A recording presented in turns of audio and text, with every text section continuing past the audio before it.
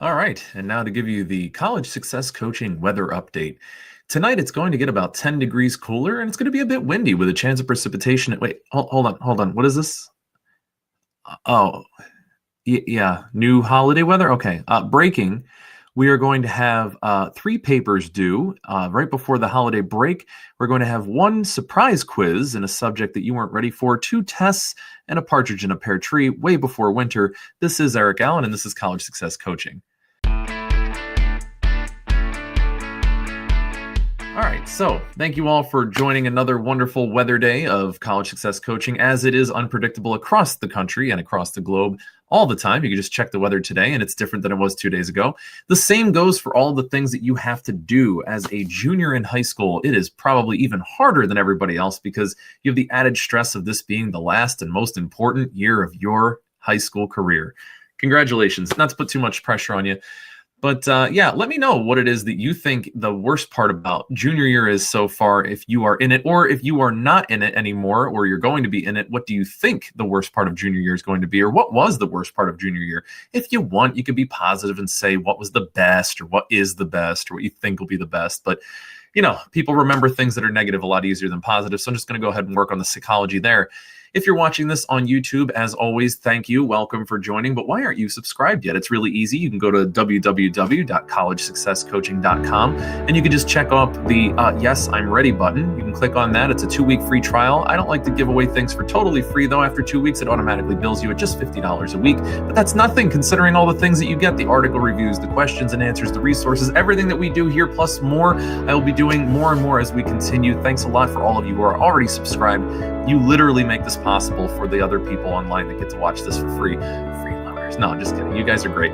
So anyway, with all of that being said, it is time for the mug of the week. This week's mug, as it has been stated before already this week, it's the coffee mug that is epic. I've been getting better at showing this in a way that's clear. The damage is 1, the weight is 0.5, and the value is still 18. If you've been watching the other videos, then you know that that's true, and it's especially effective against sleepiness. It is not effective against anything that is bright, though, because it's reflective and shiny. You can see my studio lights right here, and it's still fun to drink out of, even though it's probably a bit cooler at this point, but epic nonetheless. Yeah, cold, but good. I mean, you know, good. So let's talk about the other things that we have to do in this particular episode. We're going to talk about the best way to get yourself into a college that you're looking to get into, thus the college success coaching part. If you're not looking to go to college, I would encourage you actually to watch this video, because it may be that you find that it's not as hard to get in as you thought, and maybe you would consider it because, as I said in another article review that you can look at on the YouTube channel, going to school for longer actually helps you live longer. We're just not sure why. It has something to do with the drugs. I mean, don't do drugs. That was the thing that I said. Anyway, let's get ready for the article of the week.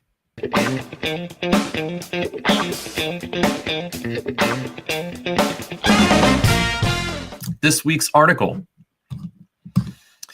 It's from Business Insider, as you all know, one of my favorite places to get news. I've been helping kids get into top colleges for nearly 15 years, and parents always seem to ask me the wrong questions. Well, that is a loaded article title already. This was done November 8th of this year, so it is a very recent article. I love to have these really recent ones.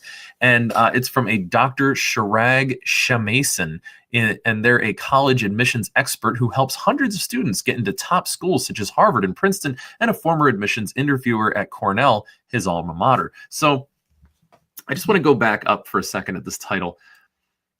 I've been helping kids, you know, students, people trying to get into college, get to the top colleges for nearly 15 years, self-explanatory, and parents always seem to ask me the wrong questions. Right away, I'm going to just throw it out there. Why aren't the kids asking the questions? Why are the parents asking the wrong questions?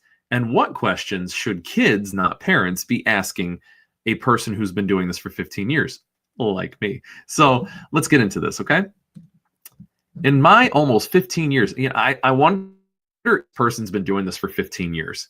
In my almost 15 years, not quite, helping students get into America's top colleges, I received a lot of questions from students and parents about this or that issue. That's really specific, this or that, as well as many requests to produce articles or presentations on various topics. Nearly 100% of the questions I continue to receive are tactical, such as, how can we build connections with top colleges? What major should my daughter apply for to increase her admissions odds? Should my son apply early decision to his dream college, even though it's a reach, or should we use ED for a school where he's more competitive? And so on. So apparently these are all horrible questions, and you should never wonder about these things. What parents, students, and I discuss far less often, and perhaps is more important, is developing the right college admissions mindset. It's almost like he knew that you guys should be here, getting your heads right with me. Having the right mindset about your child's college admissions process can increase their confidence and admissions odds, whereas the wrong mindset can sabotage their chances. Okay, again, this article is being written for parents of children who are the ones that should want to go to college. If you find yourself in a position where you're not in the driver's seat of your college admissions process, pause the video. It's live. You can't pause it. Unless you're watching it on YouTube, and then you can. But it was really funny to watch you try. I can't see you. The point is, why would you not want to be the one asking the questions? Why is this person asserting and assuming that you all are not the ones that are in charge of this process, that are not inquisitive about this process, or trying to engage in this process? When I talk to you all face-to-face or one-to-one online or on the phone, or you send me these questions and emails, I really don't get the impression that it's your parents that are super in the driver's seat of this process. Now, maybe they're the ones that are hijacking your email address and they're emailing me, in which case, nice job. You're very convincing as a student. But I mean, really, like, if you're watching this and you're here, chances are you're interested in your own college process. You're interested in your own life. And I really hope you are, because that's kind of the point of this, right? Is to find out your purpose, the reason why you're doing this. So you would want to be the one that's saying, what do I need to do to be the most competitive to get into my field that I'm interested in? And what's the best school for me to get into for that?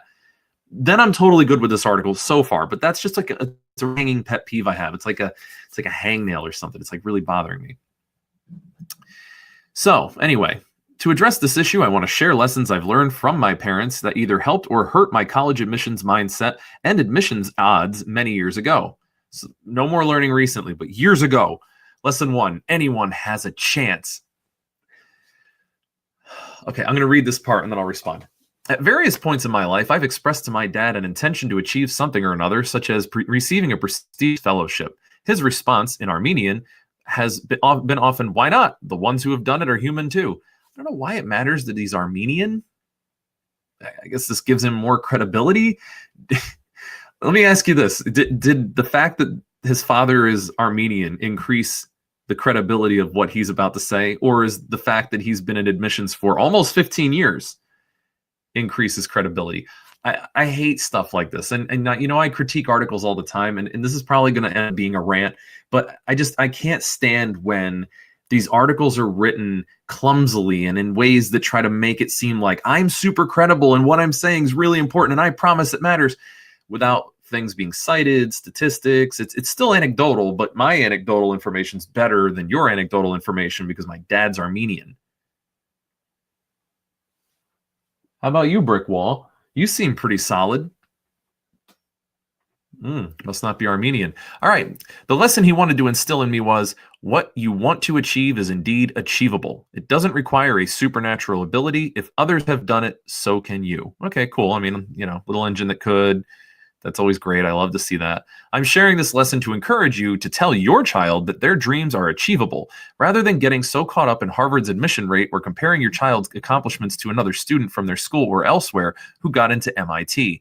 After all, the students who get into elite schools are human, just like your child. I mean, yeah, cool. I have this conversation too, and I have kids that are in the program that are in the elite schools, and I've graduated kids out of this program who are graduated from elite programs. So yeah, point taken, but that doesn't mean that just anyone can get into anywhere. And what I mean by that is that there are qualifying things that you need to be doing. If you're watching this as a junior in high school and you have a 2.7 GPA, I'm sorry, Harvard is probably not within reach. I know, I said it. I'm the bad guy. I said it. You already know this. Like, I'm not telling you anything surprising. For you to pull your GPA up in this year to maybe a 3, if you get a 4.5, doing all the AP courses and making sure that you get all A's and everything when you couldn't get A's and things before, and you're at a 2.7. Seriously, let's be realistic. Do your dreams match up with your skills and reality? Because this lesson 1 already is problematic. It is true that if you have aspirations at large in your life, 100%, let's get them. We can do this. You don't have to go to MIT. You don't have to go to Harvard to achieve longer term goals and dreams in life, unless those dreams have very specific moats, and those moats only have very specific bridges to get over them. Like, if you get too specific, like, I need to work at NASA and I need to become an astronaut. Well, you're 17 years old. You wouldn't pass the physical exam. You're not already in the program to get started with that. Chances are it's not going to happen because it's too specific. But if what you're saying is, I need to be a part of a space program or space exploration program, let's do it. SpaceX, just Boeing, getting into the Japanese company that's looking to get into the private sector on the moon, the Chinese companies that are looking to get onto the dark side of the moon that are going to develop from there, more private American companies that are looking to mine asteroids and the moon and the program to get to Mars. Trust me, there are plenty of opportunities in the future to be involved in space.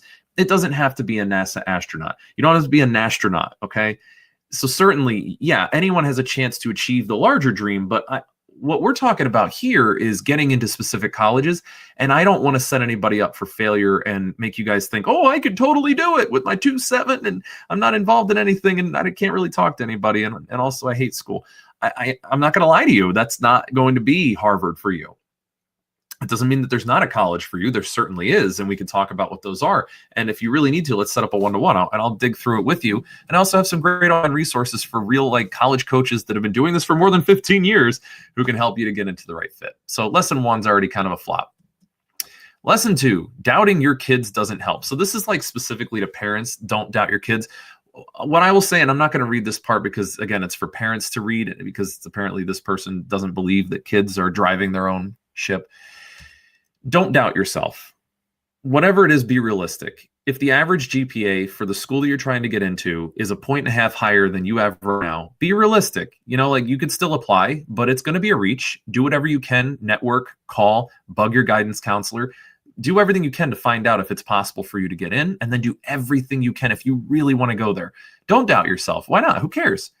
Just go and try and do it. If it could possibly happen and you do everything you can for it to happen, it's much more likely going to happen than if you doubt yourself. So you just kind of throw your application over there, but you don't really do anything extra because you figure I probably won't get in anyway. You very likely are correct, but don't set that self-fulfilling prophecy up. Try it anyway. But again, go back to lesson 1 for at least my lesson 1, which is be realistic. Lesson 3, consider the long term. A few years after graduating from Cornell, my parents and I started reminiscing over dinner about the time I moved to the East Coast for school and how my decision served as the foundation for developing a great network of high-achieving friends and fulfilling career. My mom and dad stated almost in unison that I had made the right decision in leaving. My parents had observed, for instance, how nearly every time I wore my college t-shirt in public, whether in New York City, San Francisco, or LA, I would get stopped by a proud fellow alum to chat about our days in school. These conversations often led to contact exchanges, some of which led to important career opportunities, like apparently the 15-year job he's had.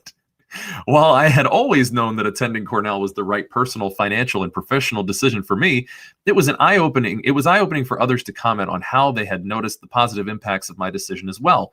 When thinking about your college admissions process, therefore, consider the long term. This sounds like a commercial for Cornell. Does that sound like that to you? Throw that in the comments section. I really think that this sounds like just an advertisement for Cornell.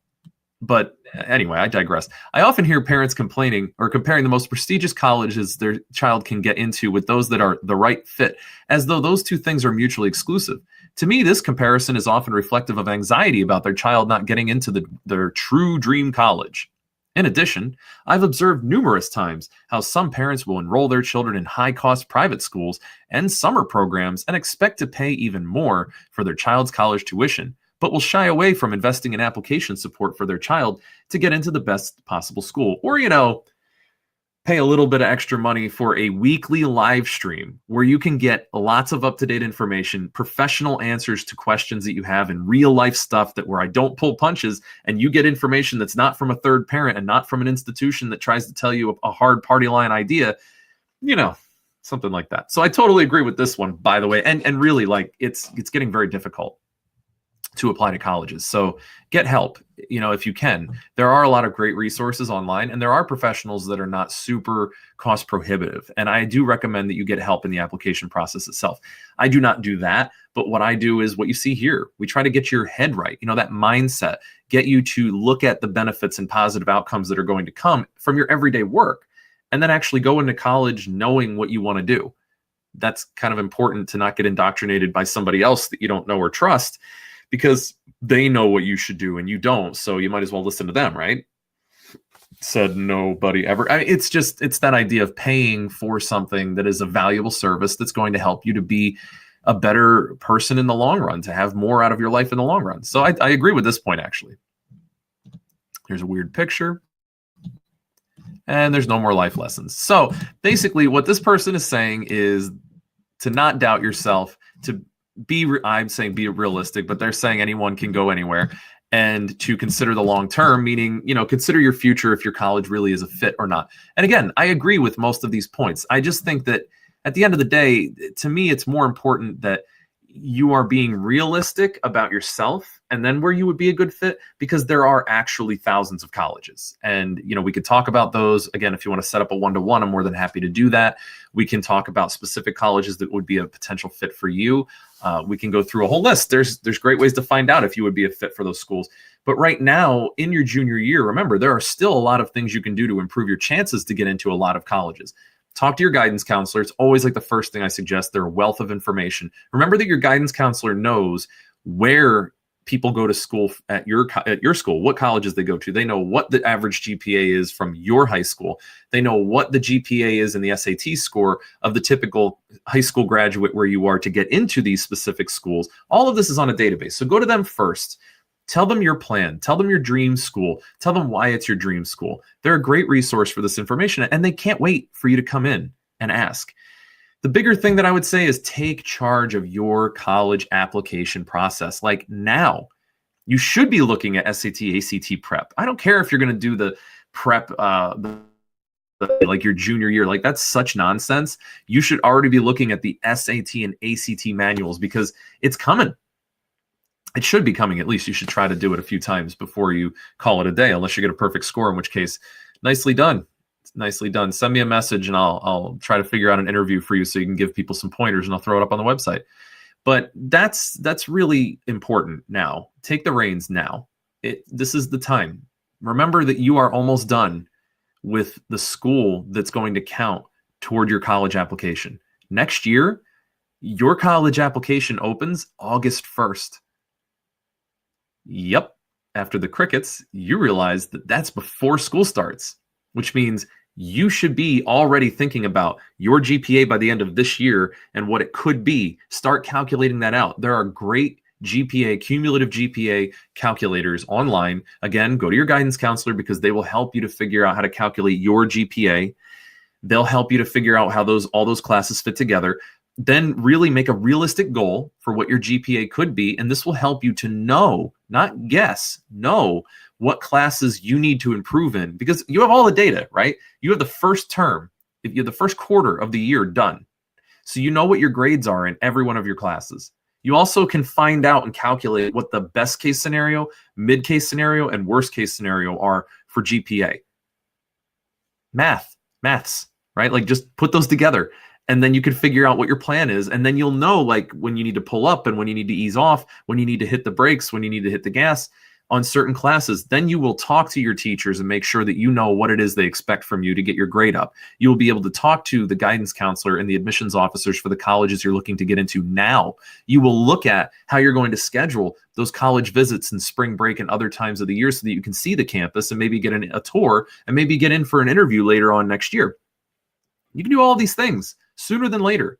So Get on that, talk about the GPA, talk about what colleges that you're looking for. If you don't have a college list, talk to the guidance counselor, reach out, talk to some online people. I have some great resources on the website. You can go to collegesuccesscoaching.com. If you're a member, you can just click on the website that I have that has the information on a college coach that's online. They're affordable, they're reasonable, they're great. If you're not a member, you can simply just sign up, do the 2-week free trial. It opens up all that information for you automatically. And then after you're done with that, you can, stick around for next week's live stream. You can ask some questions and see if the answers that I give you are super valuable. They will be, don't worry. And then you can stay on after that for $50 a week, or you can just cancel this and, call it a day and be sad because you're not a member and you don't get to continually get new information, updates, and questions answered. But it's okay because you can still look at the live streams and we love you anyway. So thanks all for looking at this and watching this. This has been the Article of the Week.